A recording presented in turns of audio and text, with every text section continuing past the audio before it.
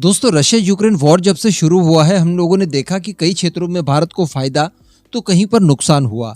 लेकिन एक नुकसान का उतना आकलन हम लोग नहीं कर पाए जो एक्चुअली भारत को हो चुका है, और ये हुआ है यूक्रेन के मरीन इंजन्स को लेकर। हम जानते हैं कि हम लोग यूक्रेन के ऊपर बहुत बड़े पैमाने पर निर्भर थे मरीन इंजन्स को लेकर, यानी भारतीय नौसेना की जितने भी जंगी जहाज वगैरह हैं, इन सभी में सर्वाधिक हमने यूक्रेन द्वारा बनाए गए इंजन्स इस्तेमाल किए हैं। अब रशियन फोर्सेस ने किया यह है कि यूक्रेन की कमर तोड़ने के लिए उसके जितने भी इस तरह के इंफ्रास्ट्रक्चर थे जहां पर इस तरह के एक्सपोर्ट वाली चीजें बनाई जाती थी, इन सभी को न्यूट्रलाइज कर दिया, यानी पूरा जमींदोज कर दिया। वहां पर अब इन इंजन्स को नहीं बनाया जा सकता। तो कहने का मतलब बना बनाया खेल यूक्रेन का समाप्त हो गया, और यूक्रेन का अगर समाप्त होता है तो भारत का भी हर हाल में हो ही जाता है। ऐसी परिस्थिति में अगर भारतीय नौसेना को ज्यादा बड़ी मात्रा में इन सब इंजन्स को लेकर समस्याएं आती है तो बहुत बड़ी परेशानी में हम लोग फंस सकते थे। चलिए हम लोग अमेरिका या किसी अन्य देश से कुछ इंजन्स खरीद भी लेते, तब भी हमें इसके लिए भारी भरकम कीमत चुकानी पड़ती, और क्या गारंटी है कि ये समय पर हमें डिलीवर कर देते।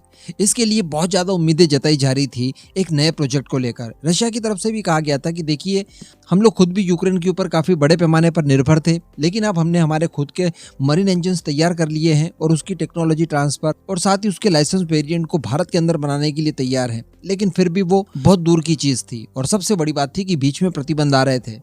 ऐसी परिस्थिति में हमें एक स्वदेशी ऑप्शन हर हाल में चाहिए था, और अब मुझे आपको बताते हुए बहुत खुशी हो रही है कि भारत का कावेरी मरीन, जी हाँ, Kaveri marine gas turbine engine पूरी तरह से तैयार है और उसे बड़ी आसानी से इस्तेमाल किया जा सकता है भारतीय वॉरशिप में। चलिए आगे हम लोग डिस्कशन करते हैं और कुछ टेक्निकल चीजों को इसके बारे में जानते हैं। आप बस वीडियो को एकदम एंड तक देखते हुए डीआरडीओ के लिए नीचे कमेंट बॉक्स में जय हिंद जरूर लिख दीजिएगा। तो यार, कावेरी इंजन स्पेशली बनाया गया था हमारे एलसीए तेजस परियोजना के लिए, ताकि हमारे स्वदेशी फाइटर जेट्स में इंजन भी स्वदेशी ही हो। लेकिन भारत की कई सारी गलतियां रही इसको लेकर, जो कि अभी तक ये एलसीए तेजस में इस्तेमाल करने लायक नहीं बन पाया।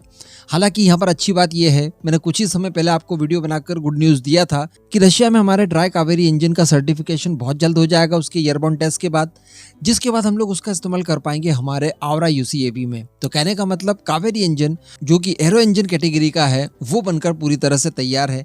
लेकिन इसी के साथ साथ हम लोग कावेरी मरीन भी बना रहे थे, यानी ऐसा इंजन जो कि हम लोग हमारे वॉरशिप्स में इस्तेमाल करेंगे, जैसे क्रूजर हो गया, डिस्ट्रॉयर हो गया। इन फ्यूचर अगर इसकी कैपेबिलिटी बढ़ा दी गई तो हम लोग हमारे एयरक्राफ्ट कैरियर में भी इस्तेमाल कर सकते हैं। तो अभी डीआरडीओ के जो प्रमुख है वी कामत सर, उनकी तरफ से एक इंटरव्यू के दौरान बताया गया कि कावेरी गैस टरबाइन इंजन, जिसे शॉर्ट फॉर्म में केएमजीटी कहा जाता है, ये पूरी तरह से बनकर तैयार है। और इस समय इसकी अगर क्षमता देखी जाए तो इसे रेट दिया गया है 12 मेगावाट का, जो कि इंटरनेशनल रेशियो से अगर आप देखें तो 16 मेगावाट तक की कैपेसिटी आपको देता है। यानी भारतीय समुद्रों की जो परिस्थितियां हैं वहां पर यह आपको 12 मेगावाट दे रहा है। तो वहीं पर अगर इसे इंटरनेशनल मानकों के हिसाब से देखा जाए तो ये 16 मेगावाट तक की क्षमता आपको प्रदान करने में सक्षम है, जिसका इस्तेमाल, जैसा मैंने आपको बताया, हमारे वॉरशिप्स में किया जा सकता है। अगर इसे हम लोग कंपेयर करें कुछ समय के लिए जनरल इलेक्ट्रिक द्वारा बनाए गए A404 इंजन के आधार पर मरीन इंजन जो बनाया गया है उनकी तरफ से, जिसे नाम दिया गया है LM1600, तो ये मैं आपको बता दूं कि 13.75 मेगावाट तक की क्षमता आपको देता है, यानी इतनी पावर ये जनरेट करता है। तो लगभग उसके सीनियर है भारत का इंजन। तो अब वी कामत सर की तरफ से ये कहा गया है, ये आश्वासन दिया गया है कि ये भारत की मैक्सिमम अनिवार्यता को पूरी तरह से फुलफिल करने में सक्षम है। जहां पर भी हमें मरीन इंजन चाहिए होंगे, हम लोग कावेरी इंजन का इस्तेमाल कर सकते हैं। लेकिन अभी भी ये किसी एयरक्राफ्ट कैरियर के हिसाब से पर्याप्त नहीं है, क्योंकि इसके लिए और ज्यादा हाई एनर्जी वाला इंजन हमें रिक्वायर्ड होगा। जैसे एग्जाम्पल के तौर पर हम लोग आईएनएस विक्रांत का ही लें तो आईएनएस विक्रांत में कुल 4 इंजन लगे हुए हैं, और ये इंजन है जनरल इलेक्ट्रिक के LM2500। इनकी क्षमता कितनी है? इनकी क्षमता है 12.7 मेगावाट। तो कहने का मतलब कावेरी इंजन से ये 2 गुने ज्यादा पावरफुल है, और कुल 4 की संख्या में लगाए गए हैं। तब जाकर आईएनएस विक्रांत को ये बड़ी आसानी से मूव करवाने में सक्षम है। लेकिन यहाँ पर वी कामत सर ने कहा कि देखिए, हम लोग इसे और ज्यादा हाई एनर्जी की तरफ लेकर जा सकते हैं, यानी इसे और ज्यादा अपग्रेड करके इस लायक भी बना सकते हैं कि ये 22 या 25 मेगावाट तक हमें पावर जनरेट करके दे। जिसके बाद हम लोग अगर कोई सुपर एयरक्राफ्ट कैरियर भी बनाते हैं तो उसमें भी इसका इस्तेमाल बड़ी आसानी से किया जा सकता है, और इससे अच्छा ऑप्शन दूसरा नहीं हो सकता, क्योंकि स्वदेशी है ये। लेकिन इसके लिए भारी भरकम इन्वेस्टमेंट की जरूरत है। इस बात को स्पेशली वी कामत सर ने उठाया है।